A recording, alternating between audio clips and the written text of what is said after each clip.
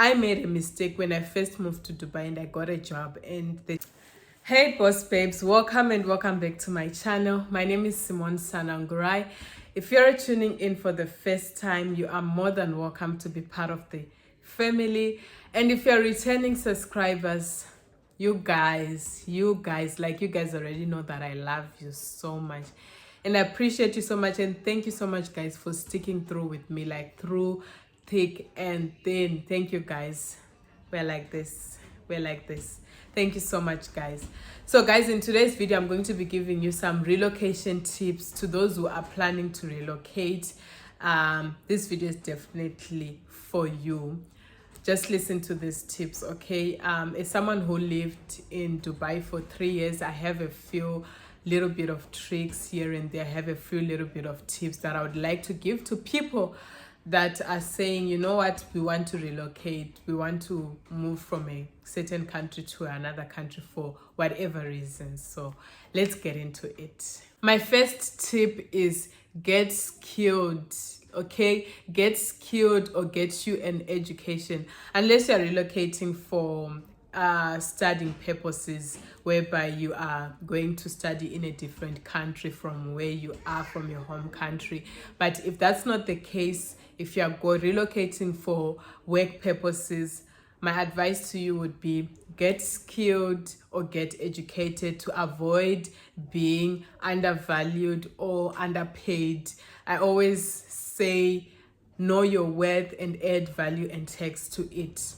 Stand your grounds, know your worth, add value and text to it. So what I mean by getting skilled is you might not have a university qualification, but if you have experience in a certain expertise, experience in a certain work line, then you have a certain amount of experience, then use that to your leverage. Don't be that kind of person that is like, I'm gonna take just anything. You need to know your worth, add value and text to it. Know your worth and know how to negotiate when you move to a different country. Don't think because you're coming from sometimes you're coming from a third world country going to a first world country, and we as people, we tend to undervalue ourselves. But I'm here to tell you that you are valuable, your skills are valuable, your education is valuable, you are worth it. So know your worth, add value and text to it. Know your skills, know what you bring to the table, be able to negotiate and know that yes, regardless of my background, but I know what I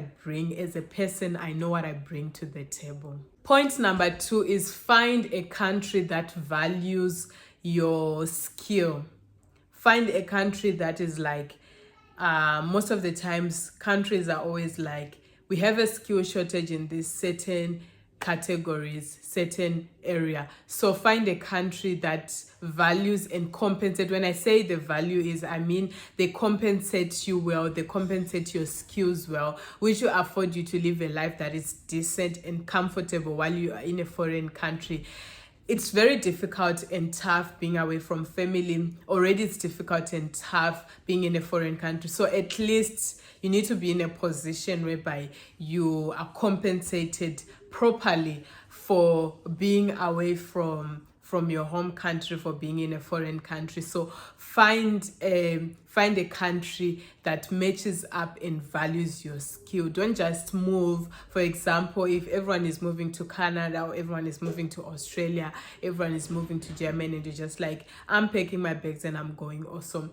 Find a country that values your skill, that is going to make you feel compensated enough, that is going to make you feel valued enough and feel appreciated enough. And if you are moving as a student, find a country that you know that this country is reputable for producing good, like for producing a certain qualification. They are reputable for a certain qualification, because there's always when it's just the same as when you are choosing a university that you are going to, you always check if, okay, this certain university, it produces good doctors, or it produces good teachers, or it produces whatever. So it's the same as a country. Also, there are countries that are known for producing reputable qualifications. So you need to check the country that matches up with what you're going to study. Don't just go for the sake of going, but make sure that you're going to get a qualification that is going to be valuable all over the world, that is going to be valuable wherever you go. And you mention, actually, I studied in this certain country, and people raise eyebrows and like, okay, that's the person that we are looking for. So yeah, find a country that values your skill, and find a country that produces good reputable qualifications in the field that you want to study in. Point number 3 is check the cost of living in the country that you're going to be relocating to. When I say check the cost of living, I mean do your proper research. I made a mistake when I first moved to Dubai and I got a job, and they told me that this is how much you're going to be earning, and I converted the money. I was like, converted it back to rands. That was, I was going to be earning in dirhams, and then I converted it back to rands, and I was like, heck yeah, I'm going to be earning a lot of money.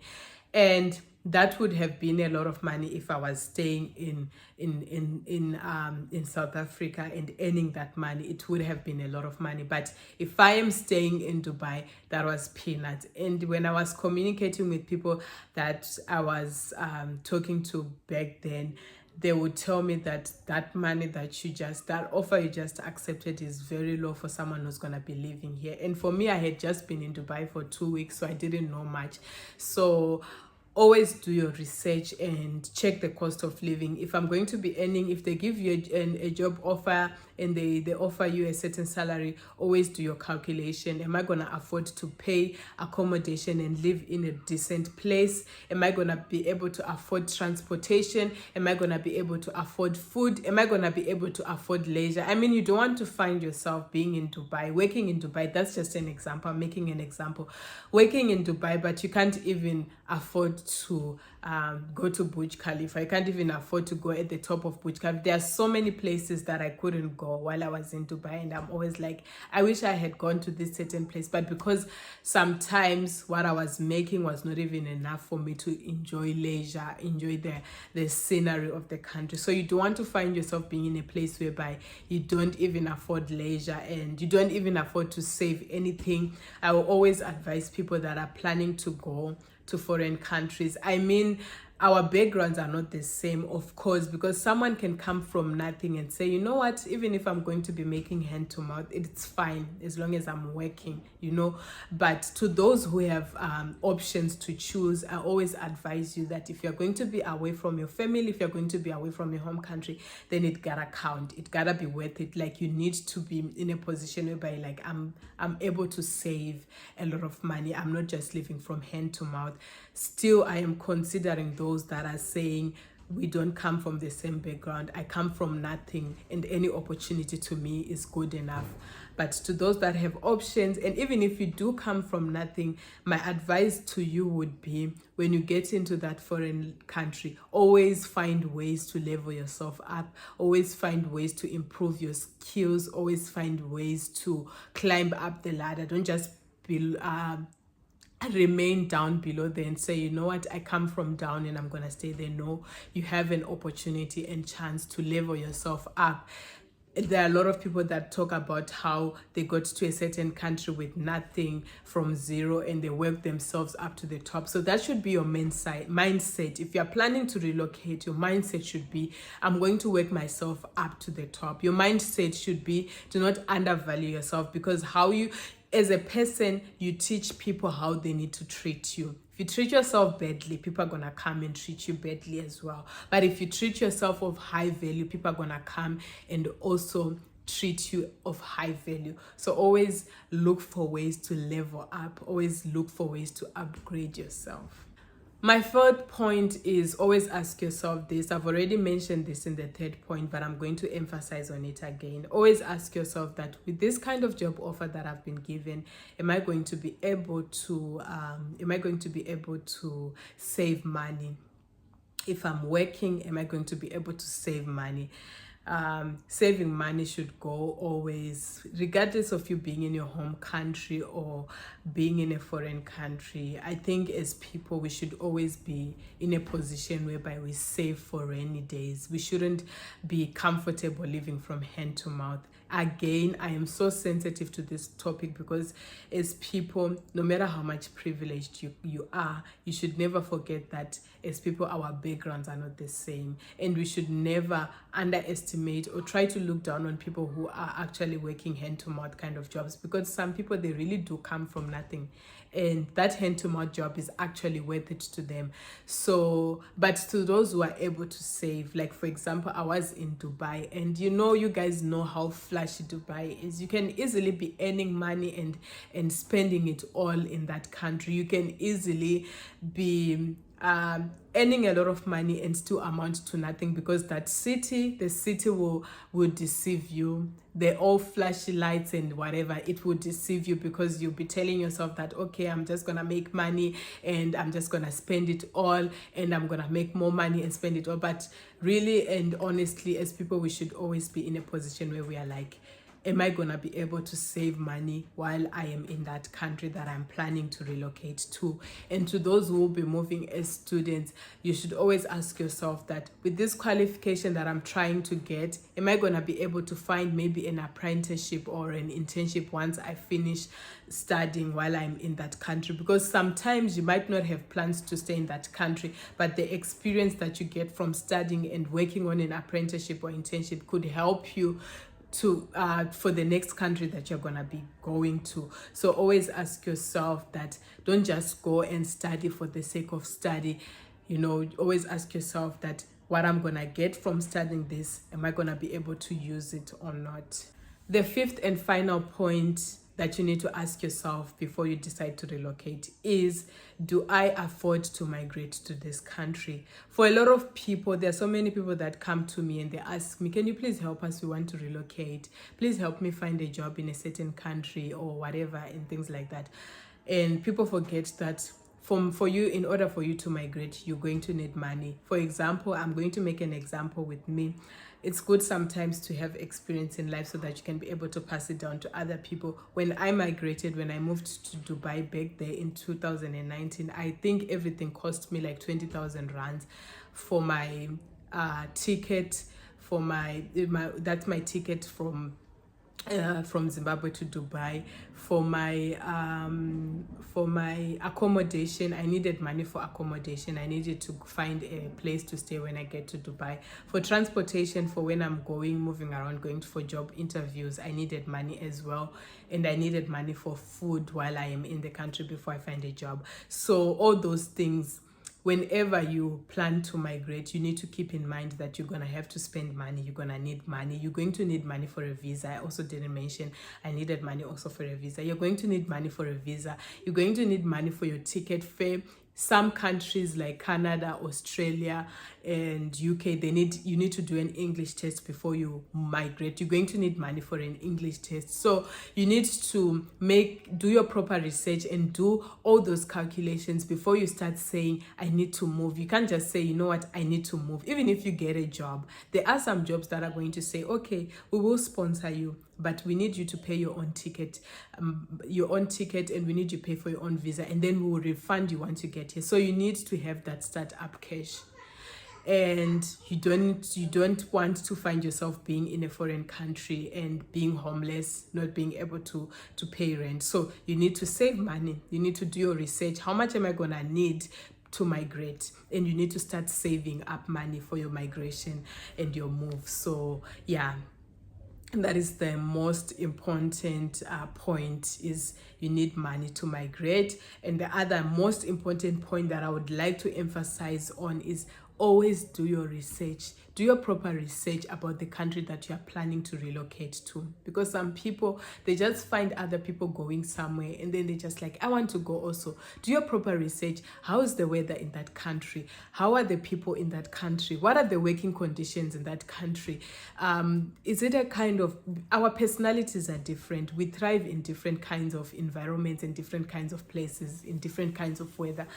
Like, for example, Canada is extremely cold, and a lot of people, they complain about it being a depressing country. Canada and UK, people complain about it being a depressing country because of the weather. So you need to ask yourself, am I going to be able to live in such weather conditions? Yes, we are looking for the greener pastures. We are looking for we want to hunt. We are animals. We want to hunt, and where we see like, okay, the grass is green, we all want to rush there and think, oh, the grass is always greener on the side. And I'm here to remind you that the grass is green where you water it. So there might be opportunities, like for example, United States of America might be called a land of opportunities. It might be called a land of opportunities, but you might find that if you go there, you won't thrive. You might find if you go there, it's not going to be a land of opportunities for you. So always do your research. Is this the kind of country that I would like to work in, or like to permanently reside in, or things like that? Do your research about a country. It's not all about hunting. It's also about your well-being. Your well-being is very important. I remember there was a story of a lady that was trending, about a lady who was assaulted at work. She was working, a South African lady was working in China as an English teacher, and she got assaulted. And you know, that's her experience. There are other people that are in that country and working properly. So do your research also about the company that you're going to work for. Let's stop this thing of thinking as Africans or people that come from the third world, we deserve breadcrumbs. No, we don't deserve breadcrumbs. If there's anything that I learned about myself while living in Dubai and later leaving the country, was that, you know what, I don't deserve breadcrumbs because I come from a third world country. No, I just need to level myself up. I need to get skilled. I need to get educated. I need to know my worth and add value and text to it. You know, I don't need to accept breadcrumbs just because I come from a third world country. I am valuable as a person. So let's stop this thing of saying, as long as I move, I just want to go. No, do your research and go where you are valued, go where you are celebrated. You know, I know also sometimes in countries like in continents like Europe and stuff, people cry about racism and stuff. You might not find perfect conditions, but you need to do your research and say, okay, if I am to come across this kind of incident, how am I going to deal with this? For example, with myself, when I started staying in Dubai, racism used to get to me, and I used to receive, as blacks, we would receive racism from another